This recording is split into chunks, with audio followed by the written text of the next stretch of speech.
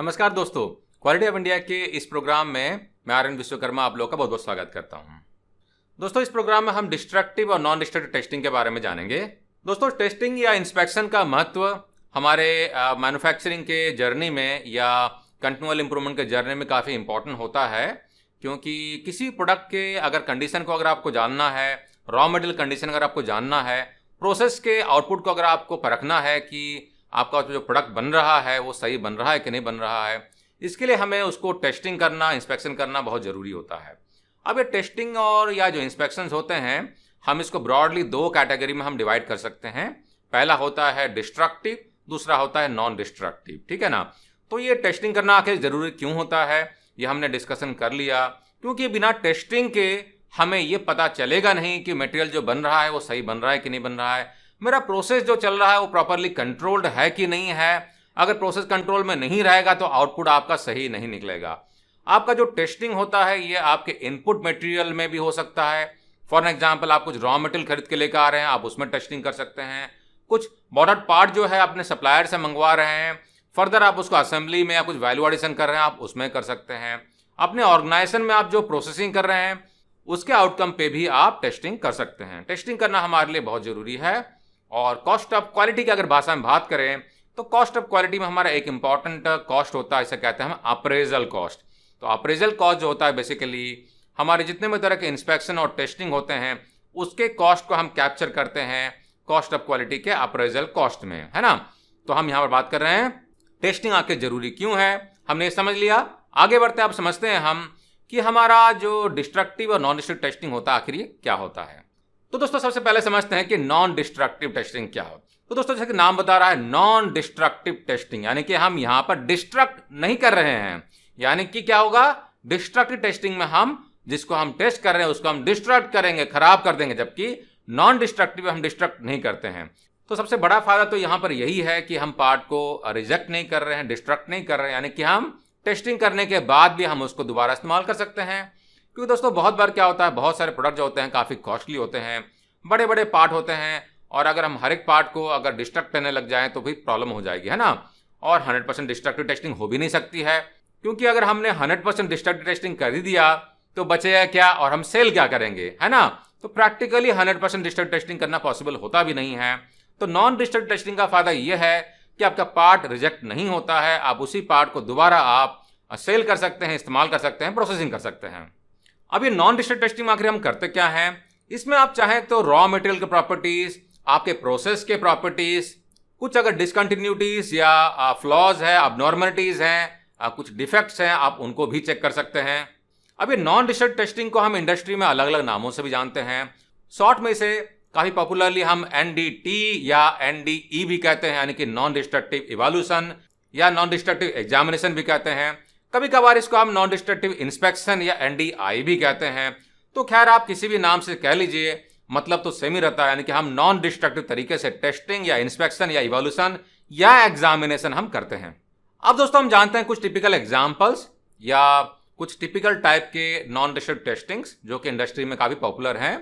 तो दोस्तों, visual inspection जो सबसे पहले काफ़ी पॉपुलर इंस्पेक्शन होता है, जिसमें कि हम विजुअली आंखों के द्वारा या हम मैग्नीफाइंग ग्लास के द्वारा हम चेक करते हैं। जैसे फॉर एग्जांपल आप देख सकते हैं, अगर कोई वेल्डिंग ऑपरेशन हो रहा है, अगर आपको चेक करना है कि कोई पोरोसिटी तो नहीं है, वेल्ड में कोई डिसकंटिन्यूटी तो नहीं है, क्रेटर अंडरकट वगैरह वगैरह तो नहीं है, है ना, तो उसको हम विजुअल इंस्पेक्शन से चेक कर सकते हैं। बाकी काफ़ी हमारे नॉर्मल इंस्पेक्शन होते हैं, जैसे कि क्रैक देखना है, बर देखना है, रस्ट देखना है, इसको भी हम विजुअल इंस्पेक्शन से चेक कर सकते हैं। तो जो हमारे विजुअल इंस्पेक्शन हो गए, हमारे क्या हो गया, नॉन डिस्ट्रक्टिव टेस्टिंग हो गया या नॉन डिस्ट्रक्टिव इंस्पेक्शन हो गया, क्योंकि हम पार्ट को डिस्ट्रक्ट नहीं करते हैं। दूसरा जो पॉपुलर हमारा टेक्निक है ये है मैग्नेटिक पार्टिकल। अब मैग्नेटिक पार्टिकल को हम MPI या MPT भी कहते हैं। इसमें हम लोग सब सरफेस के फ्लॉज को चेक करते हैं।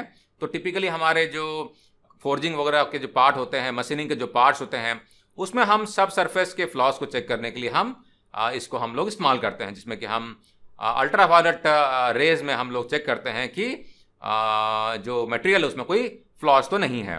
और इसके लिए काफ़ी क्वालिफिकेशन की जरूरत पड़ती है, एक्सपर्टीज की जरूरत पड़ती है। हर एक आदमी के बस की बात नहीं है, ट्रेंड बंदा ही इसको चेक कर सकता है। थर्ड जो हमारा एग्जाम्पल ये है डाई पेनिट्रेंट टेस्टिंग।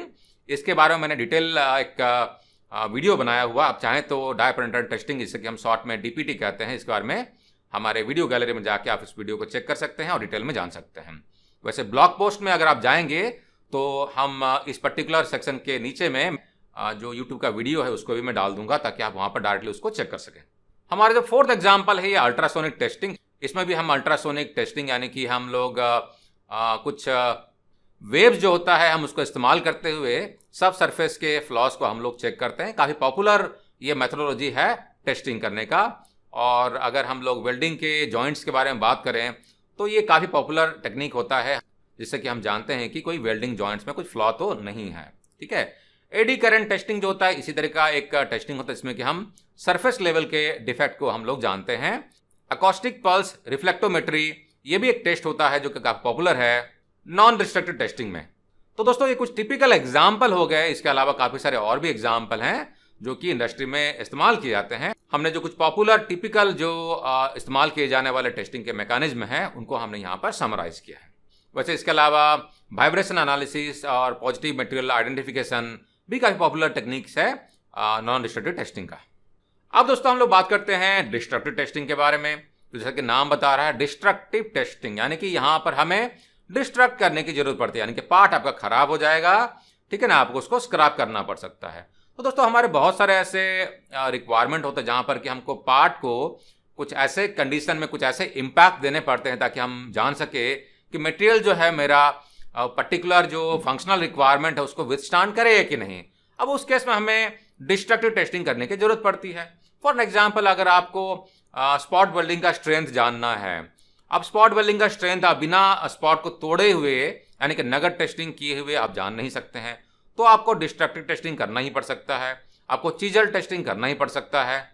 या अगर आपको रॉ मटेरियल को कुछ इंपॉर्टेंट प्रॉपर्टीज, जैसे कि अगर आपको जानना है कि टेंसाइल स्ट्रेंथ क्या है, इलोंगेशन प्रॉपर्टीज क्या है, हार्डनेस कितना है, मटेरियल का टफनेस कितना है, उसका इम्पैक्ट चेक करना चाह रहे हैं, या कोई माइक्रोस्ट्रक्चर वगैरह भी चेक करना चाह रहे हैं, केमिकल प्रॉपर्टीज चेक करना चाह रहे हैं, तो भी कभी कभी हमको मटेरियल को डिस्ट्रक्ट करना पड़ता है।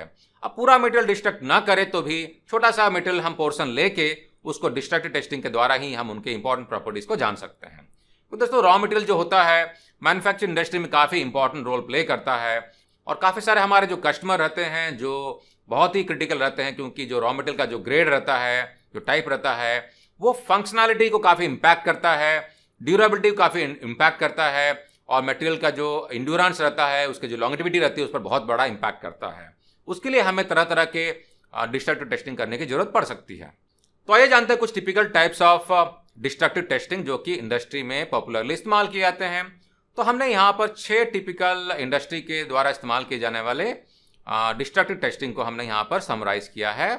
टेंसाइल टेस्टिंग, जैसे कि मैंने बताया था, रॉ मटेरियल के टेंसाइल प्रॉपर्टीज को टेंसाइल ही नहीं, इसके अलावा इलोंगेशन, आपने सुना होगा कि YS, UTS और इलोंगेशन ये कॉमनली इस्तेमाल किए जाने वाला, इन कॉम्बिनेशन हम इस्तेमाल करते हैं। तो उसके लिए हम यूनिवर्सल टेस्टिंग मशीन का हम टिपिकली इस्तेमाल करते हैं। तो टेंसाइल टेस्टिंग जो है एक डिस्ट्रक्टिव टेस्टिंग मैकेनिज्म है। बेंडिंग टेस्टिंग भी काफ़ी पॉपुलरली हम इस्तेमाल करते हैं। फॉर एग्जांपल अगर आप वेल्डिंग कर रहे हैं या ऑपरेटर क्वालिफिकेशन कर रहे हैं, वेल्डर क्वालिफिकेशन कर रहे हैं, वेल्ड क्वालिफिकेशन कर रहे हैं, तो भी उसमें काफ़ी बार हमको रूट बेंड, फेस बेंड वगैरह करना पड़ता है। इसके अलावा दूसरे भी तरह के हम मटेरियल के प्रॉपर्टीज़ को जानने के लिए हम बेंडिंग टेस्टिंग का इस्तेमाल करते हैं। शेयर टेस्टिंग भी हम लोग करते हैं, इसमें एक मटेरियल को हम शेयर करके तोड़ के हम लोग देखते हैं कि उसका शेयर लिमिट क्या है। फ्लैटनिंग टेस्ट भी काफ़ी पॉपुलर टेस्टिंग मैकेनिज्म है, टिपिकली हमारे ट्यूब इंडस्ट्री में, जहाँ पर कि आपका CDW या ARW के ट्यूब्स वगैरह बनाए जाते हैं, उसमें फ्लैटनिंग टेस्ट जो है काफ़ी पॉपुलर टेस्ट होता है। इसके अलावा क्रशिंग टेस्ट भी काफ़ी पॉपुलरली इस्तेमाल किया जाता है हमारे ट्यूब मैन्युफैक्चरिंग के इंडस्ट्री में। हार्डनेस टेस्टिंग भी काफ़ी पॉपुलर हमारा टेस्टिंग मैकेनिज्म है, जिसमें कि हम अलग अलग स्केल का, जिसमें कि रॉकवेल हो गया, ब्रिनल हो गया, विकर्स हो गया, सोर हो गया वगैरह वगैरह हम लोग इस्तेमाल करते हैं मटेरियल के हार्डनेस के प्रॉपर्टीज़ को चेक करने के लिए, जो काफ़ी इंपॉर्टेंट प्रॉपर्टीज़ होता है किसी मटेरियल के लिए। और इसके अलावा इम्पैक्ट टेस्टिंग भी काफ़ी पॉपुलरली हम इस्तेमाल करते हैं, जिसमें कि हम काफ़ी सारे तरह वैसे होते हैं। इसमें हम आइजो टेस्टिंग और 4P टेस्टिंग का काफ़ी पॉपुलर हम लोग इस्तेमाल करते हैं।